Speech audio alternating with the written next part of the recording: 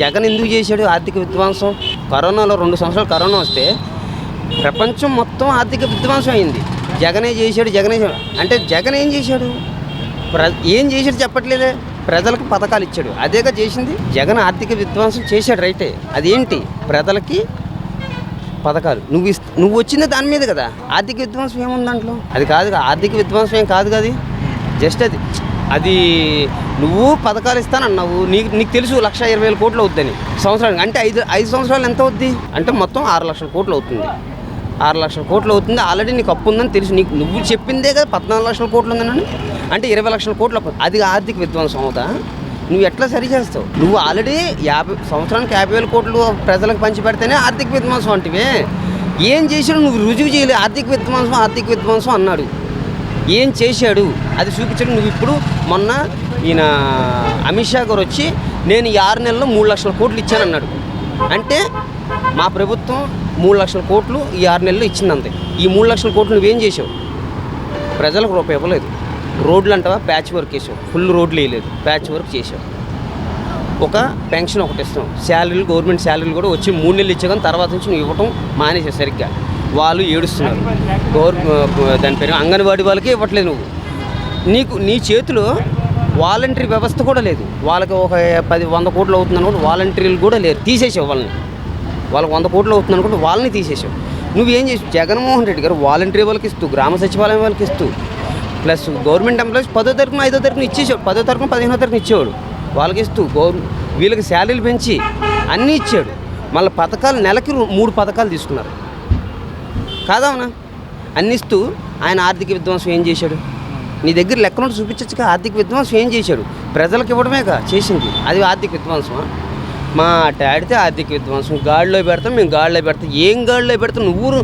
నువ్వు గాడిలో పెట్టేవాడితే రేపులు ఎందుకు జరుగుతున్నాయి? లాండ్ ఆర్డర్ని సరి ఎందుకు చేయట్లేదు? ఇంకా ఎందుకు జరుగుతున్నాయి? అది గాడిలో పెట్టడమా? గాడిలో పెట్టడం అంటే అదే ఆర్థిక విధ్వంసం జరుగుతుంది. మాట్లాడితే అక్కడికి వెళ్ళాడు దావోస్ వెళ్ళినా ఆంధ్రప్రదేశ్ని గాడిలో పెట్టేస్తాం మేము, ఈ 2 సంవత్సరాల్లో పెట్టేస్తాం. చేపలు పట్టుకు వెళ్ళి అమరావతిలో చేపలు తవ్వుతున్నారు.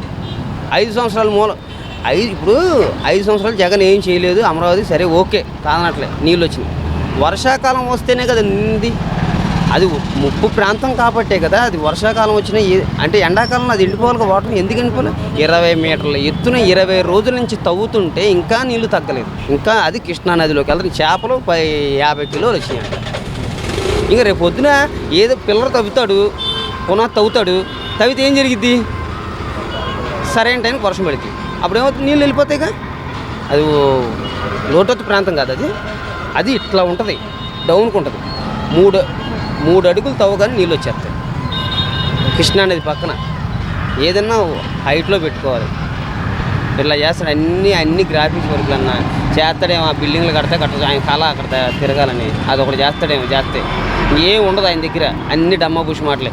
రేపు నాకు తెలిసి గవర్నమెంట్ రేపు 20 ఏళ్ళు 90% ఎలక్షన్ వచ్చింది అనుకో. అందుకని ఈయన ఏమంటే పిచ్చోళ్ళు అంటే ఏంటో అనుకుంటారు, కానీ పిచ్చోళ్ళు అంటే జమిలీ ఎలక్షన్ అంటే మొత్తం దేశం మొత్తానికి ఒకసారిగా నా ఒక్కడికి రావు, నాకు 29లోనే వస్తాయి అంటే ప్రజలు నా పిచ్చోళ్ళు చేద్దామనా?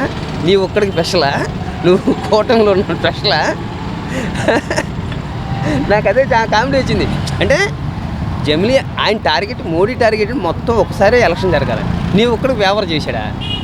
అధికార పార్టీ ఏంటంటుందంటే జనాల్లోకి జగన్ అనేవాడిని మరిపించాలని అంటే ఏదో ఒకటి పెడుతూనే ఉండాలి. మన చంద్రబాబు నాయుడు అంటాడు, మీరు ప్రజలు అడిగితే ఓకే, జగన్ అడిగితే మేము ఎలా ఇచ్చేస్తాం, ఏది మేము చేయమన్నాడు. కానీ జగన్ వల్ల ఇవన్నీ పథకాలు వస్తున్నాయి కదా. అమ్మఒడి ప్రవేశపెట్టింది ఎవరు? జగన్. ఇస్తానని చెప్పి ఇవ్వలేనిది ఎవరు? చంద్రబాబు. ఇస్తానని చెప్పింది ఇవ్వలేనిది చంద్రబాబు. ఇస్తానని ఇచ్చింది కూడా జగన్. ఆయన వల్లే కదా పథకాలన్నీ జనాలకు తెలిసి అయ్యాయి. మరి ఇప్పుడేంటి మరి దీనివల్ల మరి అరెస్ట్ కనుక అయితే కనుక సింపతి ఏమన్నా వచ్చే అవకాశం? అరెస్ట్ చేసుకుని అండి ఇంకా సింపతి ఇంకా పెరుగుద్ది కానీ తగ్గుద్ది. పూర్వం చంద్రబాబు నాయుడు గుంటూరులో మీటింగ్ పెట్టాడు, చిన్న ఇరుకు సందులో. అక్కడ 10 మంది అంతమంది చచ్చిపోయినా కూడా కనీసం పరామర్శించడానికి వెళ్ళదు.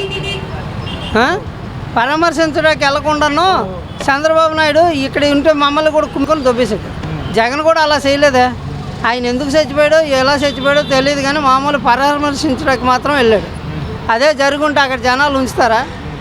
ఇప్పుడు మీరు అనే వాళ్ళు ఉన్నారు, ఎక్కడ ఎవరినైనా కొట్టిసాం అనుకోండి, కొడితే ఆ చుట్టుపక్కల ఉన్న వాళ్ళు రే ఆడేంట్రా కొడిసాడు అని చెప్పేసి 10 మంది చూసి కొట్టకొస్తారు. అదే అలా జరగండాలి కదా. అది జరగలేదని అంటే అర్థం ఏంటి? వీళ్ళు ప్రతిపక్షం వాళ్ళు. ఇది వాళ్ళని జగన్ని మాత్రం ఈ చుట్టుపక్కల వీళ్ళని ఉంచకూడదట. ఎప్పుడు చంద్రబాబు నాయుడు, పవన్ కళ్యాణ్ వాళ్ళు ఒక్క మగాళ్ళట, వాళ్ళ గురించే ఉంటుందట ప్రపంచం. అదే ఇది మన ఆంధ్రప్రదేశ్ అంతా. దీనికి మీరు ఆన్సర్ చెప్పాలి. జగన్మోహన్ రెడ్డి గారు ఏం తప్పేం చేయలే. ఇప్పుడు 11కి మరి పరిమితమైనవి అంటే మరి అదేదో మ్యాజికే జరిగింది. ఇది ఈవీఎం ప్రభుత్వం అని నేను భావిస్తున్నాను, కానీ నా సొంత వ్యక్తిగత భావన. నేనైతే గెలిచారని అనుకోను. ఎందుకంటే ఎక్కువ శాతం ఎస్సీలు కానీ, ఎస్టీలు కానీ, బీసీలు కానీ, మైనారిటీలు కానీ ఎక్కువ జగన్మోహన్ రెడ్డి గారికి సపోర్ట్. ఇవాళకి కూడా మేము అసలు ఓట్లు వేయలేదురా బాబు, అసలు ఎట్ట గెలిచాడు మాకే అనుమానంగా ఉందంటున్నారు. వైసీపీ అంటున్నమాట మెజార్టీ లేని స్థానాల్లో కూడా మెజార్టీ వచ్చిందంటే మాకు అనుమానాలు వస్తున్నాయి అంటున్నారు. నిజమేనంటారా?